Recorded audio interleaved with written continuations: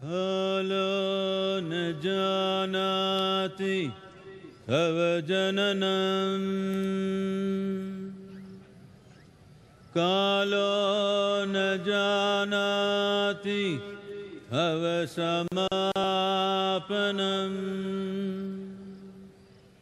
Drushto maya tava mahakara Yogeshwara Kala Kala Yogeshwara Kala Kala Namaskaram, welcome to Mahashivratri 2025.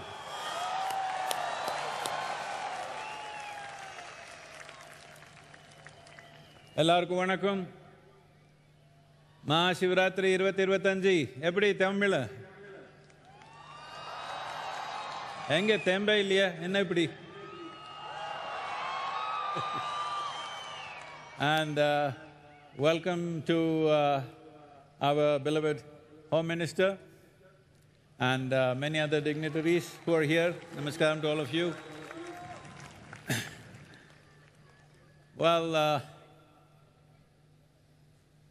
Well, in every government there are ministers and ministers, of course, but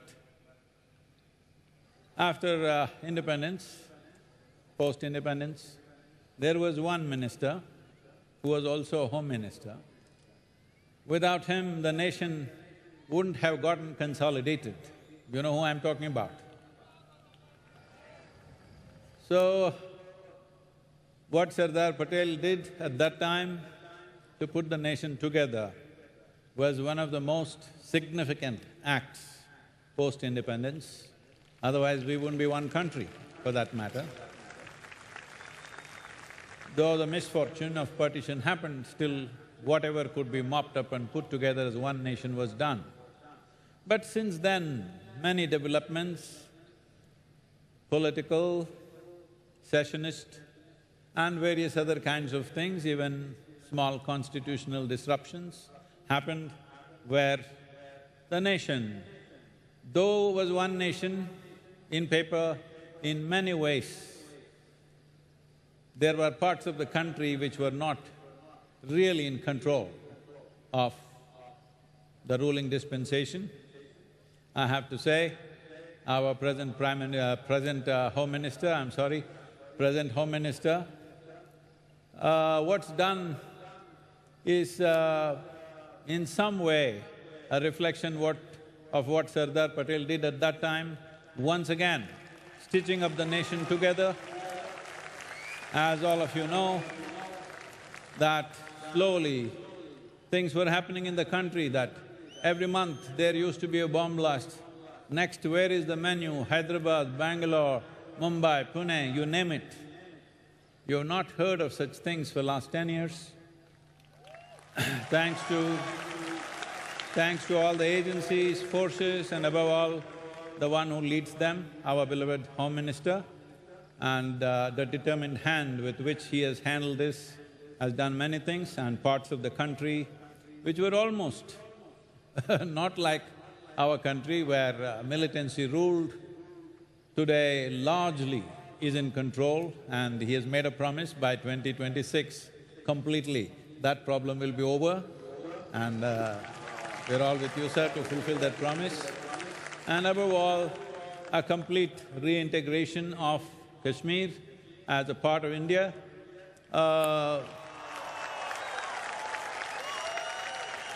Correcting, this is not to find fault with anybody, but historically, when we make some mistakes, knowingly, unknowingly, but we don't know what compulsions they had at that time, this is not a judgment on anybody, but certain mistakes that we have done historically, correcting them later on is a very, very complicated thing.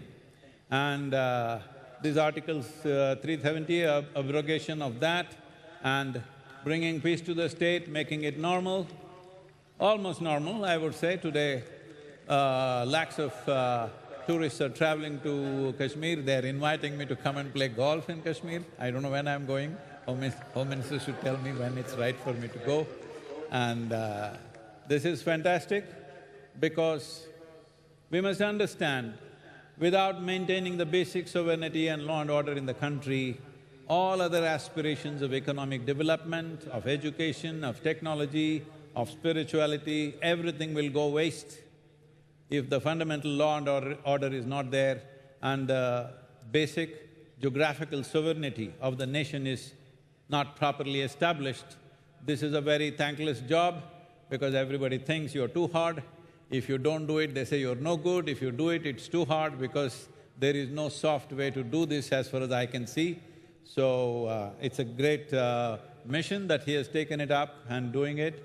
Of course, all the forces, agencies, people, various state governments, everybody are participating in this, but still, one who leads the job always has to be acknowledged. So our immense gratitude to you, sir, for doing this, because without this, we are sitting at a threshold where our youth are wanting to surge ahead and make this into a nation that we can be proud of, which is beginning to happen in many different ways. In the community of nations today, we have a significant place which we did not have 25, 30 years ago for various reasons, but bringing stability to the basic sovereignty of the nation, the geographical integrity of the nation, and law and order in the country are most vital, otherwise the picture that it gives is too bad. But this is Mahashivratri. Here, irrespective of who we are, no matter which country you belong to, what race, religion you are, this is a day of the human being. Somebody recently, a prominent journalist asked me, Sadhguru, if I am a Muslim or a Christian, can I come and enjoy Mahashivratri? I would like to come there. I said, Muslims cannot come, Christians cannot come, Hindus definitely cannot come, only human beings can come. Because this is in celebration of human nature. What Adiyogi stands for is this, that in search of well-being, you don't view philosophies. In search of well-being, you don't look up to heaven. In search of well-being, you don't do some crazy ritual. In search of well-being means you turn inward because human well-being is generated from within. The science of turning inward, which today largely in one single word it goes as yoga, this science, the basic spine of this knowledge that he created is the basis of almost everything that is happening on the planet in the name of spirituality. Nothing is outside of the 112 ways. It is to honor these 112 offerings that he made to us that we put up this 112 image of him. But we must understand, Adiyogi is here not to remind you of the past, but it is a promise for the future. Because for the first time, for the very first time in history of humanity, more human beings are beginning to think for themselves all over the world. Otherwise, the priests and the pandits and some messiahs and others thought for people. This is the first generation where maximum number of people are beginning to think for themselves. Only in this kind of situation does he become relevant. He is relevant because he is 100% logically correct and his approach is scientific. Never before generations of people were ready for him. It is now and the next generation and the next generation which is truly ready for his teaching or his transmission. So, Adiyogi will be coming up in many corners of the nation. We already have one in Bangalore. Our Deputy Chief Minister of Karnataka is here. Namaskaram, Shivakumar. And various others are here, but in Bangalore it's already up and in many other places it'll come. This is not about simply establishing for the sake of anything. This is the most important thing is to offer human well-being, to offer human well-being as a technology, not as a teaching, to transmit well-being as a technological process. That is, human body is the most sophisticated mechanism. This body and mind are the most complex technologies on the planet. If you do not know how to handle this, there is no question of well-being. So, the whole approach is in this form, and every one of you, no matter what religion, race, creed, caste, whatever you are, if you are human and you have an erect spine, Mahashivratri is relevant for you, Adi Yogi is relevant for you, the yogic sciences are absolutely relevant for you. It's fantastic to have all of you here. This is a full night Odyssey, you know that. Hello? Already slept off? What?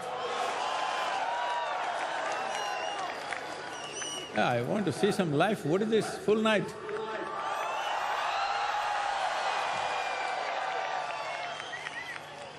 Someone from United States, a prominent person, was asking me, Sadhguru, how is it possible? Full night, how will they be there? I said, this is the only event. 12 hours, full night, all sorts of people from various backgrounds, from many nationalities. Where there is a party where there is no alcohol, no drug, no intoxicants, but everybody is intoxicated with Shiva. This is the only party like this on the planet. So I want to see more life, not like this. What? Hello?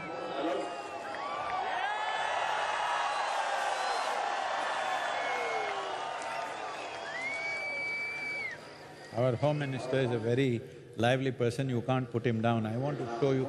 I want you to show more life, what you are made of.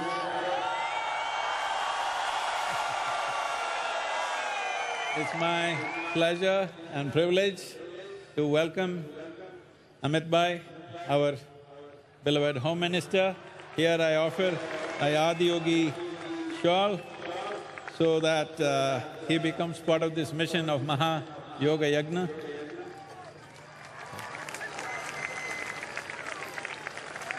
And I request Amit Bhai to say a few words, please.